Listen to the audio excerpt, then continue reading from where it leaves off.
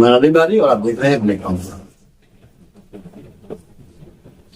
वक्फ amendment bill आखिर पास हो गया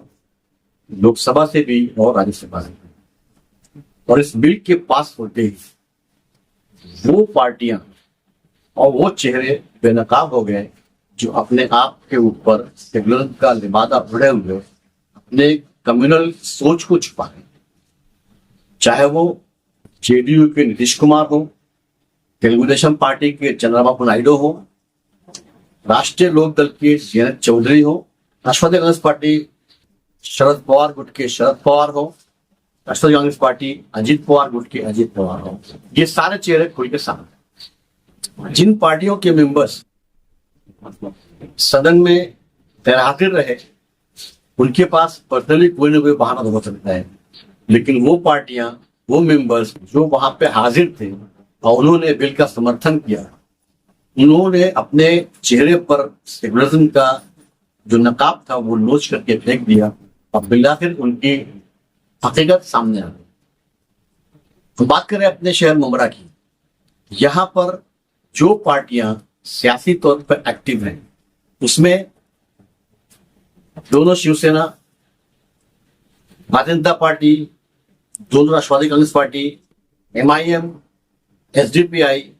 आम आदमी पार्टी और कांग्रेस, ये सारी पार्टियां और इसके कार्यकर्ता मुमरा में एक्टिव हैं। शिवसेना, शिंदे गुट, भारतीय जनता पार्टी, ये दोनों पार्टियां तो खुल करके अपनी विचारधारा पे, हिंदुत्व पे यकीन रखती हैं, लेकिन जो पार्टियां सेकुलरिज्म पे यकीन रखती हैं, सेकुलरिज्म की बात करती हैं, जिसमें शिवसेना उद्धव बाला साहब ठाकरे गुट, राष्ट्रवादी कांग्रेस पार्टी शरद पवार गुट, राष्ट्रवादी कांग्रेस पार्टी अजीत पवार गुट, इन तमाम पार्टियों ने अपना जो रवैया अपना रखा है इस बिल को लेकर वो जनता के सामने। जो पार्टियां सेकुलरिज्म पे यकीन रखती थी या जिन पार्टियों ने सेकुलरिज्म का चोला ओढ़ रखा था, उन पार्टियों के बाज़मीर और जागरूक मेंबर्स का, कार्यकर्ताओं का इस्तीफा देने का सिलसिला शुरू हो गया है। ऐसे में ये सवाल उठता है कि क्या मुमरा शहर के राष्ट्रवादी कांग्रेस पार्टी अजीत पवार गुट के कार्यकर्ता, मेंबर्स, पदाधिकारी इस्तीफा देंगे? क्या वो अपनी पार्टी के सुप्रीमो के सामने ये सवाल करेंगे कि उन्होंने इस बिल की हिमायत क्यों की, इस बिल का समर्थन क्यों किया, जनता के साथ, खासतौर से मुस्लिम जनता के साथ इतना बड़ा धोखा क्यों किया? ये सवाल इसलिए भी उठता है, एक तरफ पार्लियामेंट इलेक्शन में राष्ट्रवादी कांग्रेस पार्टी अजीत पवार गुट के मेंबर्स ने, कार्यकर्ताओं ने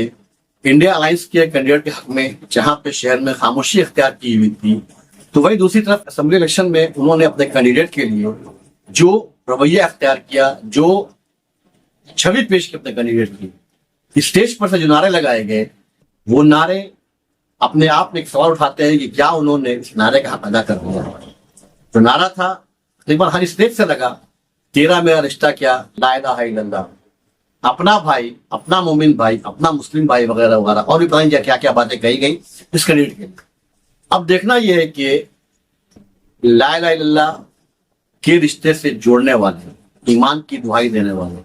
इस्लाम की दुहाई देने वाले, अपना भाई, अपना मोमिन भाई, अपना मुस्लिम भाई, इन रिश्तों की दुहाई देने वाले